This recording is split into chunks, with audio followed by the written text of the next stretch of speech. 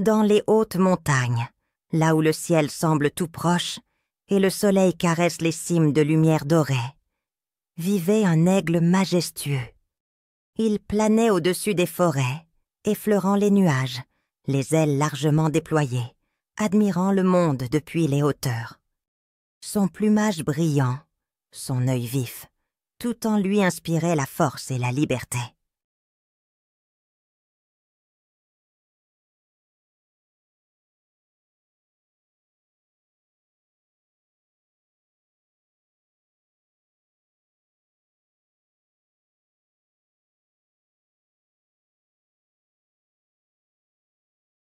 Un matin radieux, alors que l'aigle profitait d'un vent chaud pour s'élever toujours plus haut, il remarqua quelque chose d'inhabituel sur les pentes verdoyantes.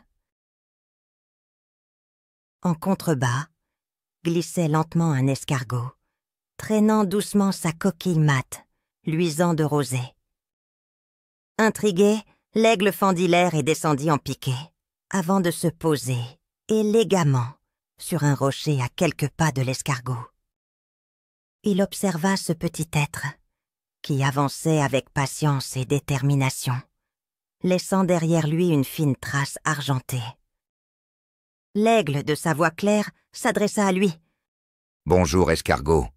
Quelle drôle d'idée as-tu eue de grimper sur ces pentes escarpées? Tu sais, à ce rythme, il te faudra des jours entiers pour atteindre la rivière. » L'escargot releva doucement la tête, ses antennes frémissant paisiblement. « Bonjour, aigle des sommets.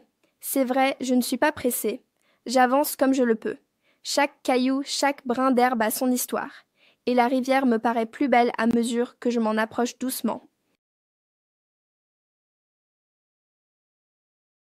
L'aigle baissa la tête, curieux.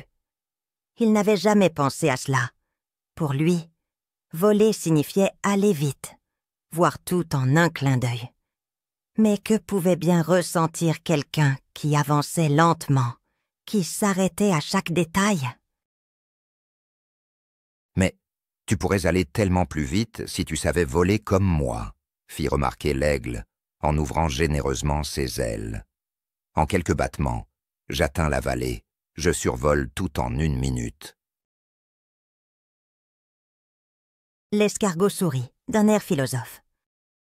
« Peut-être, mais quand tu voles si vite, n'as-tu jamais l'impression que tout t'échappe, que tu ne fais que traverser le monde sans jamais vraiment le voir ? »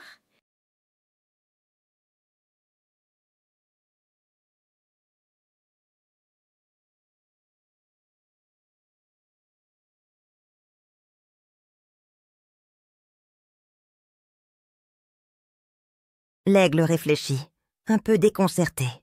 Aucun animal ne lui avait jamais parlé ainsi. Lui qui croyait tout connaître du monde, découvrait qu'il existait une autre façon de l'habiter. Le silence s'installa un instant. Le vent jouait dans les herbes hautes, la rivière murmurait au loin. L'aigle finit par demander. « Et que vois-tu, toi, en avançant ainsi, tout lentement ?»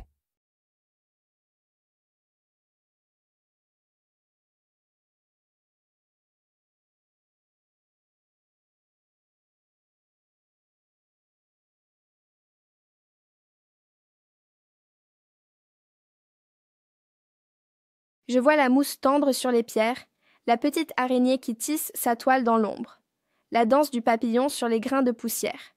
J'écoute la chute de chaque goutte de rosée. Je respire la fraîcheur de la terre.